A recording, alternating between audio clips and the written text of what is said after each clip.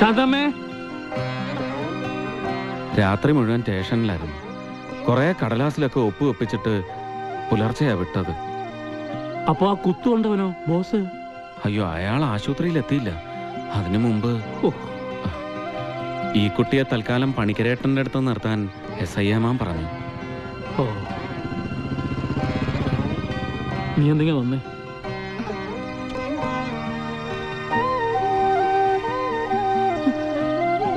പ്രായം തികഞ്ഞ പെൺകൊച്ച് എന്താ ഏതാണെന്ന് അറിയാനും വയ്യ.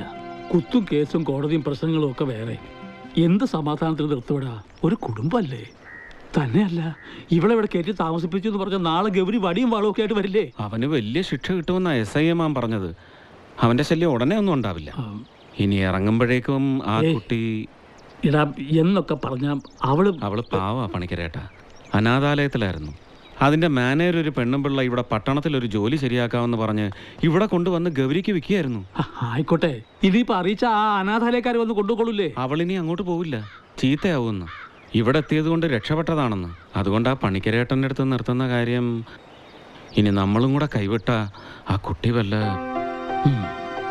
ഏതായാലും തൽക്കാലം നിൽക്കട്ടെ. അതിനുമുമ്പ് ശാന്തമ്മയോട് ചോദിക്കണ്ടായോ?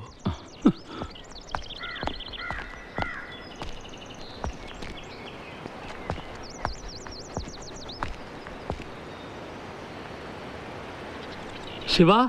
ഓ, ഇന്നേ അത് തീരുമാനമായി. എന്ത്? കുടിക്കുമോളെ. പേരെന്താ? കനകം.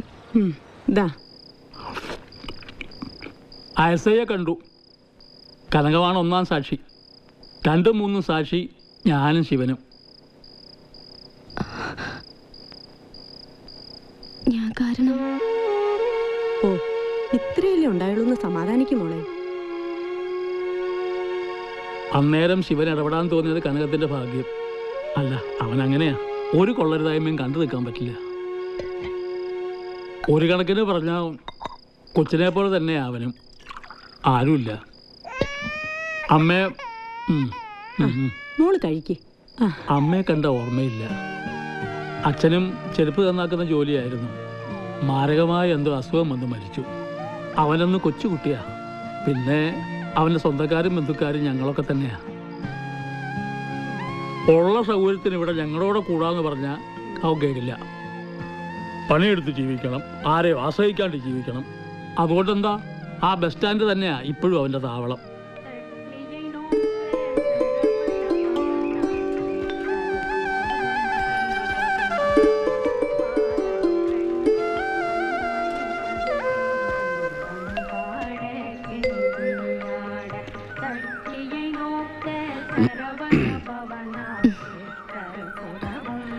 കോലം നല്ല ഐശ്വര്യ.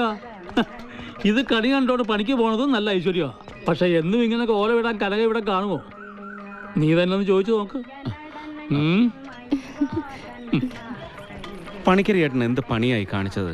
ഞാൻ ഒന്നും ഉദ്ദേശിച്ച് പറഞ്ഞു. എന്നാ ഞാൻ ഉദ്ദേശിച്ചുകൊണ്ട് തന്നെ പറഞ്ഞതാ. ആണോ?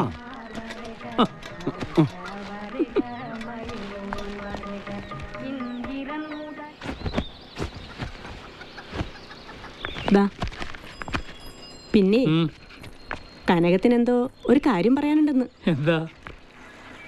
നമ്മുടെ കടയില് എന്തെങ്കിലും ജോലി കിട്ടുമെന്ന്. കടയിൽ വെച്ചാൽ നമ്മുടെ തട്ടുകടയല്ലോ. നന്നായി. അതൊന്നും ഉരുട്ടിക്കൊണ്ട് പോവാൻ ഞാനും ശിവനും പെടുന്ന പാടുമല്ലോ കുട്ടിക്കറിയോ? തന്നെയല്ല, ഇതൊന്നും പെമ്പിള്ളേർക്ക് പറ്റുന്ന പണിയല്ല. അല്ലെങ്കിൽ പിന്നെ ടൗണില് എന്തുവരെ പഠിച്ചു? Pre degree. ആ, നോക്കാം. പക്ഷേ ഇവിടെ നിന്ന് നിത്യവും പോയി വരാൻ പ്രയാസമാണ്. ഒറ്റ ബസ്സല്ലേ ഉള്ളൂ. പിന്നെ അവിടെ താമസിച്ച് ജോലി ചെയ്യാന്ന് വെച്ചാൽ അതിന് പറ്റിയ പണി കിട്ടണ്ടേ? ചുരുക്കി പറഞ്ഞാൽ താമസിക്കാനൊരു സ്ഥലവും ചെയ്യാനൊരു ജോലിയും വേണം അല്ലേ? ശരി, ഞാനൊരു ജോലി ഏർപ്പാടാക്കി തരാം. ഒരു വീട്ടുകാരിയുടെ ജോലിയാ. എന്താ ഈ പറയണേ? എൻ്റെ കാര്യമല്ല ശാന്തമ്മേ, നമ്മുടെ ശിവന്റെ. എന്താ?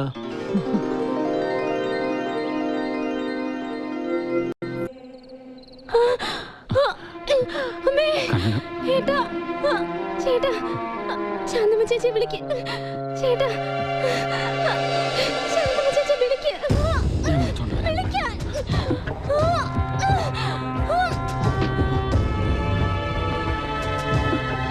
പണിക്കരേട്ടാ. ഈശ്വരാ. നിങ്ങൾ അങ്ങോട്ട് കയറിക്കോ, ഞാൻ ആ വയറ്റാതെ വിളിച്ചോട്ടെ. അയ്യോ ദൈവമേ, ദൈവമേ, ഈശ്വരാ.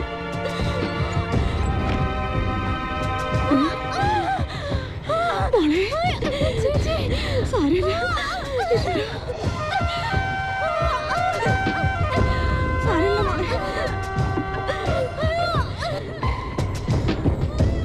நீங்க கவலைப்படாதீங்க, இதெல்லாம் கண்ணம்மாவுக்கு ரொம்ப சகஜம். எல்லாம் கடவுளை காப்பாத்துவாரு. சீக்கிரம் உள்ளே போமா.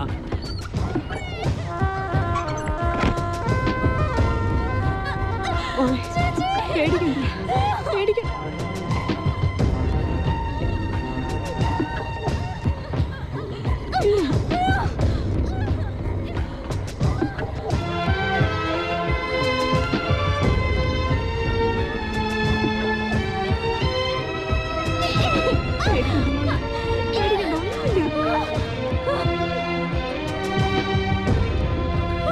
ചേട്ടാ, അയ്യോ, അമ്മേ.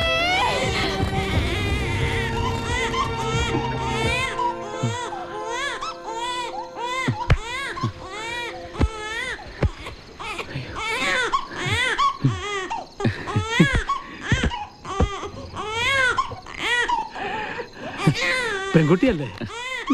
ആ, ഇന്ന് കാർത്തികയാ. ഈശ്വര.